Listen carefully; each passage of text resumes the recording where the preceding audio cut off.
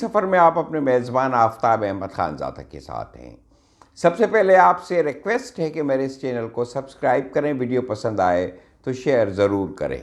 Michael بین نے کہا ہے، حسد ایک درندہ ہے جو نہ صرف اپنے شکار کو چیر پھاڑ ڈالتا ہے بلکہ خود شکاری کے دل کو بھی۔ کیکڑا ذہنیت کیا ہوتی ہے؟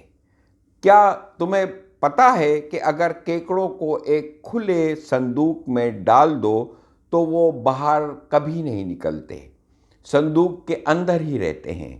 کیکڑے آسانی سے رینگ کر صندوق سے باہر آ سکتے ہیں اور آزادی حاصل کر سکتے ہیں، لیکن ایسا کبھی نہیں ہوتا۔ اس کی وجہ یہ ہے کہ کیکڑا ذہنیت ایسا نہیں ہونے دیتی۔ ہوتا یہ ہے کہ جب کوئی کیکڑا اوپر چڑھنے لگتا ہے تو دوسرے اسے نیچے کھینچ لیتے ہیں۔ اس طرح کوئی بھی کیکڑا صندوق سے باہر کبھی نہیں نکل پاتا۔ وہ سب آزاد ہو سکتے ہیں، لیکن سوچو تو صحیح کہ کیکڑا ذہنیت کی وجہ سے ان کا انجام کیا ہوتا ہے؟ موت۔ ان کا انجام کھلے صندوق کے اندر مر جانا ہی ہوتا ہے۔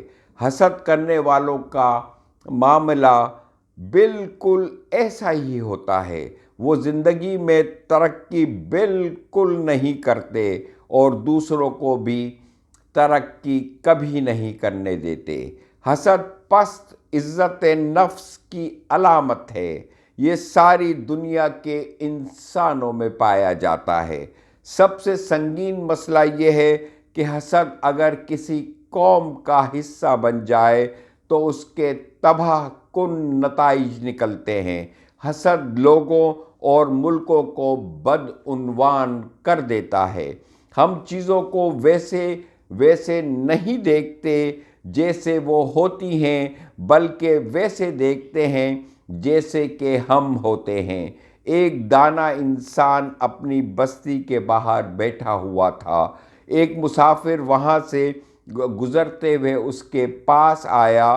مسافر نے اس سے پوچھا، میں اپنی بستی کو چھوڑ کر اس بستی میں آباد ہونا چاہتا ہوں، مجھے بتاؤ کہ یہاں کس قسم کے لوگ بستے ہیں؟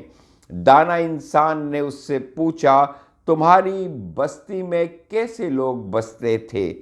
مسافر نے کہا، وہ بہت کمینے، ظالم اور بد تہذیب ہیں۔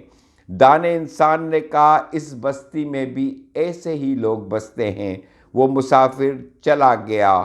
تھوڑی دیر بعد ایک اور مسافر آیا اور اس نے بھی دانا انسان سے یہی سوال کیا، اس بستی میں کیسے لوگ بستے ہیں؟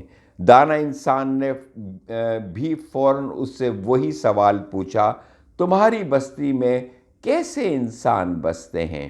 اس نے کہا، میری بستی کے لوگ مہربان، مہذب، نرم گو اور بہت زیادہ اچھے ہیں۔ دانا انسان نے کہا، تمہیں یہاں بھی ایسے ہی لوگ ملیں گے۔ عمومی طور پر ہم دنیا کو اس طرح نہیں دیکھتے جیسے کہ وہ ہوتی ہے، بلکہ اس طرح دیکھتے ہیں کہ جیسے کہ ہم ہیں۔ خدا حافظ۔ اپنا اور اپنے پیاروں کا بہت خیال رکھیے گا۔